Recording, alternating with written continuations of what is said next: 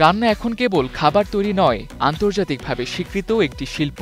বিশ্বের বিভিন্ন দেশ রন্ধনশৈলীকে পুঁজি করে উন্নতি করেছে পর্যটন খাতেও, যেখানে ভালো করার সুযোগ আছে বাংলাদেশের। অন্যদিকে এই রন্ধন শিল্পকে ঘিরে সম্পাদন হয় কোটি কোটি টাকার ব্যবসায়িক লেনদেন, আর কর্মসংস্থান হয় অনেকের।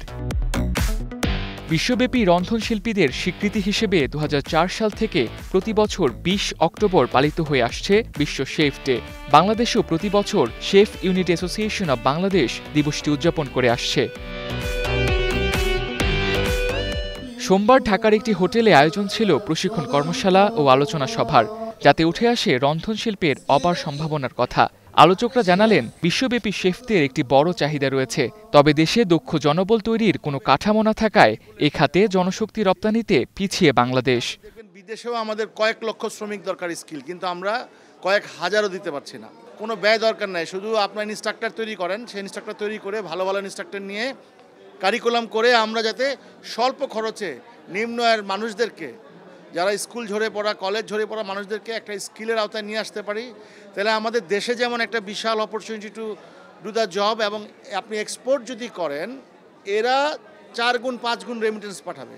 শেফ ইউনিটি বলছে, সরকারিভাবে দক্ষ জনবল তৈরির উদ্যোগ নেওয়া হলে দেশের রেস্তোরাঁ শিল্প বিকাশের পাশাপাশি বিদেশেও জনবল রপ্তানি সম্ভব হবে। নেপাল এবং ইন্ডিয়া প্রচুর পরিমাণে তারা শেফ অন্যান্য দেশে, পশ্চিমা দেশগুলোতে পাঠাচ্ছে, বাট আমরা সেই ক্ষেত্রে পিছিয়ে আছি। এর কারণ হলো আমাদের প্রশিক্ষণের কিছুটা ল্যাকিংস আছে বা অভাব আছে।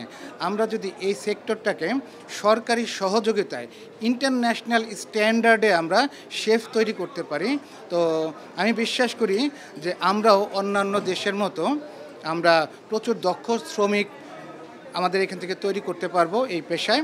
রন্ধনশিল্পে উচ্চতর শিক্ষা ও প্রশিক্ষণের সুযোগ তৈরি হলে দেশের রেস্তোরাঁ শিল্পকে সমৃদ্ধ করার পাশাপাশি নিরাপদ খাদ্য নিশ্চিত করাও সহজ হবে বলে জানান অনুষ্ঠানের আয়োজকরা।